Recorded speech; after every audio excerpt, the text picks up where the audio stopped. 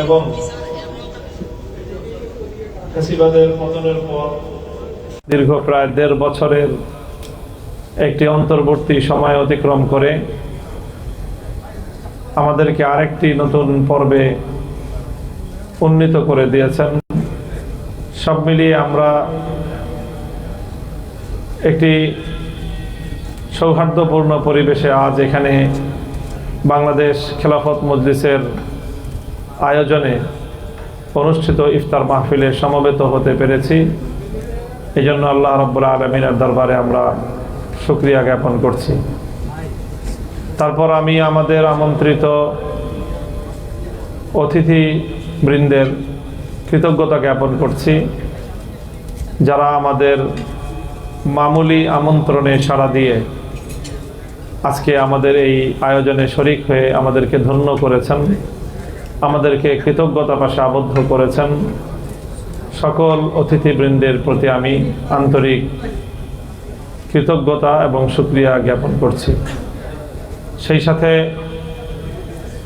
বাংলাদেশ খেলাফত মজলিসের বিভিন্ন পর্যায়ের দায়িত্বশীল যারা সহযোগী সংগঠনগুলোর কেন্দ্রীয় দায়িত্বশীল বৃন্দ যারা এখানে উপস্থিত হয়েছেন, আমরা আজকে বিশ্ব মুসলিম উম্মার অংশ হিসেবে অত্যন্ত ভগ্ন হৃদয়ে মধ্যপ্রাচ্যের সমৃদ্ধ ইতিহাসের অনন্য লালন কেন্দ্র ইরানের উপর আমেরিকা এবং ইসরায়েলের যৌথ হামলার বর্বরতায় স্তম্ভিত মুসলিম বিশ্বের সাথে গভীর সমবেদনা এবং সহমর্মিতা প্রকাশ করছি। একটি স্বৈরতান্ত্রিক বিশ্বে সর্বশেষ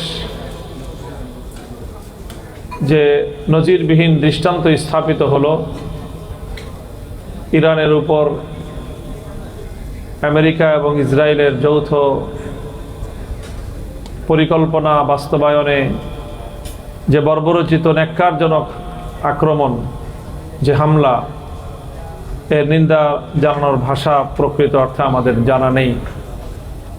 সেই হামলাকে কেন্দ্র করে আজকে গোটা মধ্যপ্রাচ্যে যে যুদ্ধের দামামা বাজছে, সেখানে বহু মানুষ ইতিমধ্যেই বেসামরিক নারী শিশু সহ বহু মানুষ হতাহত হয়েছে। দেশে দেশে যুদ্ধের দামামা বাজছে। লাখো বনি আদম তারা আতঙ্কে দিন গুজরান করছে। সেহরি কিংবা ইফতারের সময়ও একটু নিরাপদে তারা সেহরি অথবা ইফতার গ্রহণ করতেও পারছে না। এমন একটি অনাকাঙ্ক্ষিত একতরফা চাপিয়ে দেয়া যুদ্ধের মুখে আজকে মুসলিম বিশ্ব। এই পরিস্থিতিতে আমরা পৃথিবীর এক প্রান্তে, এই ভারত উপমহাদেশের এক প্রান্তে অবস্থিত একটি শান্তিপ্রিয় দেশ বাংলাদেশের রাজধানী ঢাকায় নিরাপদ এবং শান্তিপূর্ণ পরিবেশে অবস্থান করেও আমরা নিজেদেরকে নিরাপদ ভাবতে পারছি না, আমরা স্বস্তি অনুভব করতে পারছি না। কারণ আমরা কিভাবেই স্বস্তি অনুভব করব যখন আমরা ওই উম্মার সদস্য, যে উম্মার নবী ঘোষণা করেছেন আল মুসলিমুনা কাজাসদিন ওয়াহিদ ইজাশতাকা আইনুহু ইশতাকা কুল্লুহু ওয়া ইজাশতাকা রাসুহু ইশতাকা কুল্লুহু। সারা পৃথিবীর সকল মুসলমানরা একটি মানব দেহের ন্যায়। এ দেহের যে কোনো অঙ্গ আক্রান্ত হলে সারা দেহ ব্যথায় ব্যথাতুর হয়ে উঠবে।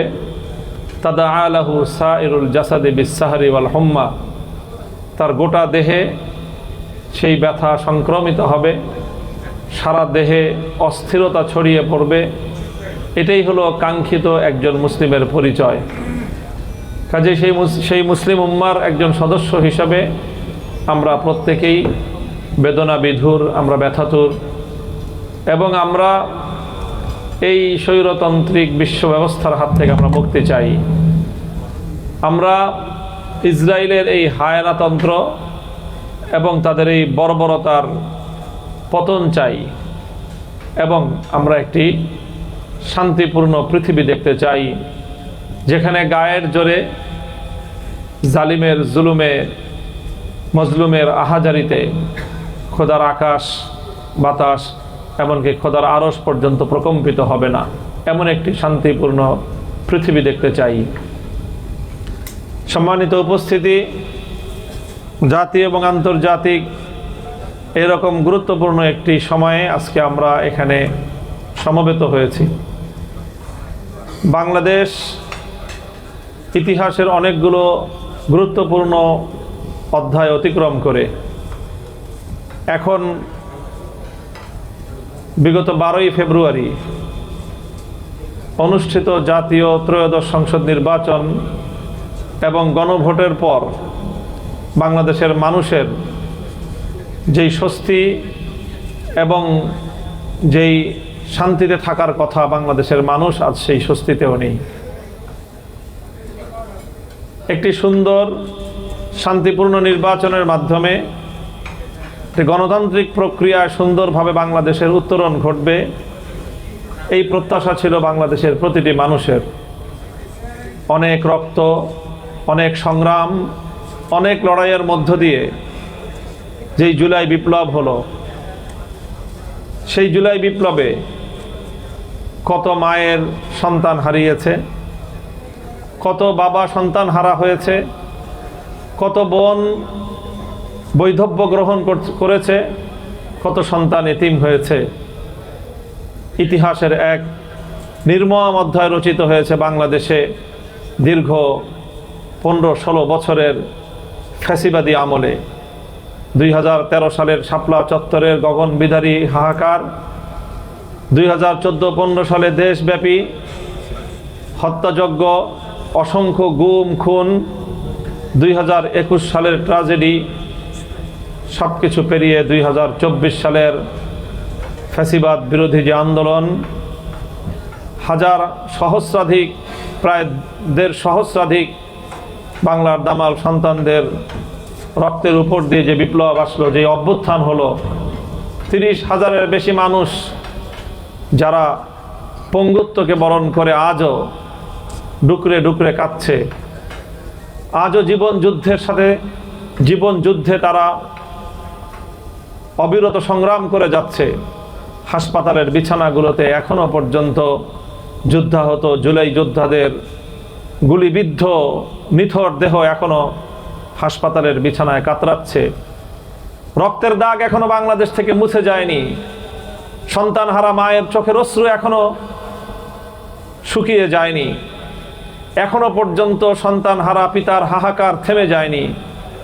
সেই বাংলাদেশে এত কিছুর পর দীর্ঘ প্রায় বছরখানেক জাতীয় ঐক্যমত্য কমিশনে দিনের পর দিন রাজনৈতিক দলগুলো একটি ঐক্যমত্য প্রতিষ্ঠার পর গণভোট হলো।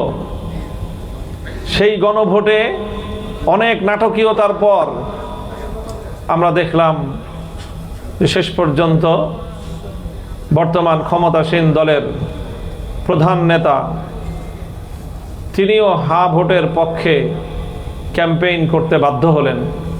যেভাবেই হোক, যে কারণেই হোক, গণভোটে হায়ের পক্ষে ভোট প্রার্থনা করে প্রকারান্তরে তিনি জাতির সঙ্গে জুলাই সনদ বাস্তবায়নের অঙ্গীকার করলেন। কিন্তু বাংলাদেশের মানুষের সাথে একে নির্মম তামাশা, নির্বাচিত হওয়ার পর মুহূর্ত থেকেই যেন তারা তাদের অতীতের সকল ইতিহাস যেন ভুলে গিয়েছেন। তারা যেন ভুলতে বসেছেন যে 16টি বছর তাদের অজস্র নেতা কর্মীরা এই দেশে গুম খুন হত্যাকাণ্ডের শিকার হয়েছে। এদেশের সকল শহীদদের রক্ত মারিয়ে ক্ষমতায় যাওয়ার পর এভাবে অতীত ভুলে গিয়ে পগার পার হয়ে গিয়েছি, আমাকে আর জনগণের কাছে জবাবদিহিতা করতে হবে না, এরকম একটি মনোভাব লালন করার অতীতে অনেক নজির আমরা দেখেছি, তবে কারোরই পরিণাম ভালো হতে আমরা দেখিনি। সেই জায়গা থেকে আমরাও আজকের এই ইফতার পূর্ব আলোচনায় কোরআনের যে আয়াত আমি তেলাওয়াত করেছি, পবিত্র রমাদানুল মুবারকের রোজার যে শিক্ষা, লাআল্লাকুম তাত্তাকুন, যে জবাবদিহিতার একটি ভয় যেন সকলের মধ্যে অর্জিত হয়। জবাব দিতে হবে। ইসলাম মানুষকে সেই জবাবদিহিতামূলক দায়িত্বেরই শিক্ষা দেয়। সে জবাবদিহিতা ব্যক্তির জীবনে, পারিবারিক জীবনে, সমাজ এবং রাষ্ট্রীয় পর্যায়ে সবচেয়ে বেশি জবাবদিহিতা। প্রতিটি জনগণের কাছে জবাব দিতে হবে রাষ্ট্রের ক্ষমতাসীন মহলকে। গণভোট হয়েছে, প্রায় 67 থেকে 68% মানুষ হ্যাঁ ভোটের পক্ষে ভোট দিয়েছে। আর ইঞ্জিনিয়ারিংয়ের পরেও ধানের শীষে 50% মানুষের ভোট পড়েছে। তো কাজেই 50% ইঞ্জিনিয়ারিং ভোটের উপর ভিত্তি করে প্রায় 70% মানুষের ভোটের প্রতি বৃদ্ধাঙ্গুলি প্রদর্শন করে ক্ষমতা পরিচালনা করবেন এবং নিজেদের ক্ষমতাকে মজবুত করবেন, এটি দিবা স্বপ্নে পরিণত হতে পারে। কাজে আমরা ক্ষমতাসীন মহলকে এবং আজকের সরকারকে আমরা বিনীত অনুরোধ করব যে অতীতে তিক্ত অভিজ্ঞতা আমাদের আছে যে বারবার আপনারা আওয়ামী লীগের কপি পেস্ট করার চেষ্টা করেন। আওয়ামী লীগ যে সকল অপকর্ম করে ক্ষমতা থেকে যায়, বিএনপি ক্ষমতায় এসে সেই অপকর্মগুলোকে আবার নতুন করে পুনরাবৃত্তি করার একটা মনোবৃত্তি বিএনপির ঘাড়ে চেপে বসে। আবার মনে হচ্ছে যে আওয়ামী লীগের সেই ভূত মনে হচ্ছে বিএনপির কাঁধে চেপে বসার চেষ্টা করছে। যদি সেই ভূত চাপে, তাহলে সেই ভূতের রোগী আগের রোগীর যেই পরিণাম ঘটেছে, নতুন রোগীর পরিণাম তার চেয়ে ব্যতিক্রম হওয়ার কোনো সম্ভাবনাই আমি দেখি না অন্তত। কাজেই সেই জায়গাটা থেকে আজকের আমরা আশা করব যে আমাদের ইলেকশন ইঞ্জিনিয়ারিংয়ের মাধ্যমে হোক আর যেভাবেই হোক, নির্বাচিত যেই সরকার ক্ষমতার মসনদে বসেছে, তারা জনগণের যে দীর্ঘ তাদের যে বঞ্চনা, এদেশের মানুষের যে ভোটাধিকার হরণের যে দীর্ঘ এক বঞ্চনার ইতিহাস, সেটার আর পুনরাবৃত্তি হবে না। মানুষ যে রায় প্রদান করেছে সেই রায়ের প্রতি তারা শ্রদ্ধা প্রদর্শন করবেন এবং গণভোটের রায় কোনো ধরনের চুঁচেরা ছাড়া, টালবাহানা ছাড়া বাস্তবায়ন করবেন। এটাই বাংলাদেশের মানুষ দেখতে চায়।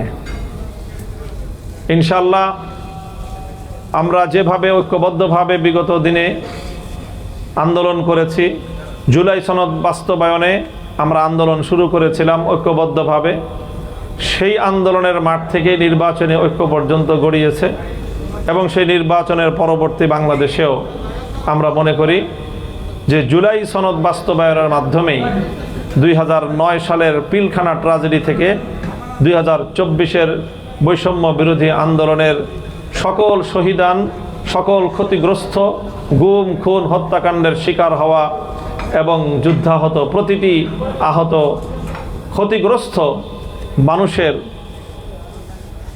প্রতি আমাদের যে দায়বদ্ধতা, সেই জায়গা থেকে জুলাই সনদের বাস্তবায়নের কোনো বিকল্প বাংলাদেশে হতে পারে না। সেই আহ্বান আমরা রাখবো আমাদের দায়িত্বশীল মহলের কাছে। সম্মানিত উপস্থিতি, আমি আর কথা দীর্ঘায়িত করছি না। আপনাদের সকলকে আমি আবারও আন্তরিক ধন্যবাদ এবং কৃতজ্ঞতা জ্ঞাপন করছি যে আপনারা বাংলাদেশ খেলাফত মজলিসের আহ্বানে সাড়া দিয়েছেন। বাংলাদেশ খেলাফত মজলিসের দাওয়াত গ্রহণ করে আপনারা এখানে উপস্থিত হয়ে আমাদেরকে সম্মানিত করেছেন। বাংলাদেশ খেলাফত মজলিসকে আপনারা কৃতজ্ঞতা পাশে আবদ্ধ করেছেন। আল্লাহ আপনাদের সকলকে উত্তম বিনিময় দান করুন এবং আমরা আশা করব যে আগামী দিনেও আমরা দেশ, জাতি উম্মার বৃহত্তর স্বার্থে এভাবেই আমরা ঐক্যবদ্ধভাবে আমরা আমাদের কার্যক্রম পরিচালনা করব। আমাদের বাংলাদেশে আর কখনো যেন সেই অন্ধকার যুগ ফিরে না আসে, বাংলাদেশটা যেন সুন্দর সমৃদ্ধির পথে এগিয়ে যায়, শান্তির পথে বাংলাদেশ এগিয়ে যায়, সহমর্মিতা এবং পারস্পরিক সহযোগিতার ভিত্তিতেই যেন একটি সুন্দর বাংলাদেশ বিনির্মিত হয়, সেই প্রত্যাশা আমাদের অব্যাহত থাকবে এবং আমরা আজও সেই প্রত্যাশা ব্যক্ত করছি। আল্লাহ রাব্বুল আলামিন আমাদের সকলকে উত্তম বিনিময় দান করুন। যে সকল কূটনৈতিক বৃন্দ, বিভিন্ন রাষ্ট্রীয় দূতাবাসের কর্মকর্তারা আমাদের আজকের আয়োজনে শরিক হয়েছেন, তাদেরকেও আমরা শুকরিয়া জানাচ্ছি। আজকে বিরোধী দলীয় একটি বৃহৎ পরিসরের কূটনৈতিকদের সম্মানে আয়োজন থাকায় অনেকেই আমাদের কাছে আন্তরিকভাবে দাওয়াত কবুল করেও আসতে না পারার জন্য তারা দুঃখ প্রকাশ করেছেন।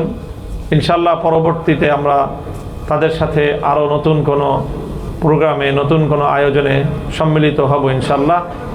আল্লাহ রাব্বুল আলামিন আজকের আয়োজনকে সাফল্যমণ্ডিত করুন। উম্মার সকল সংকটকে আল্লাহ সমাধান করে দিন। বাংলাদেশের জন্য আল্লাহ পাক রব্বুল আলামিন উত্তম এবং কল্যাণের ফয়সালা করুন। ওয়া আখিরু দাওয়ানা আলহামদুলিল্লাহি রাব্বিল আলামিন। আসসালামু আলাইকুম ওয়া রাহমাতুল্লাহ।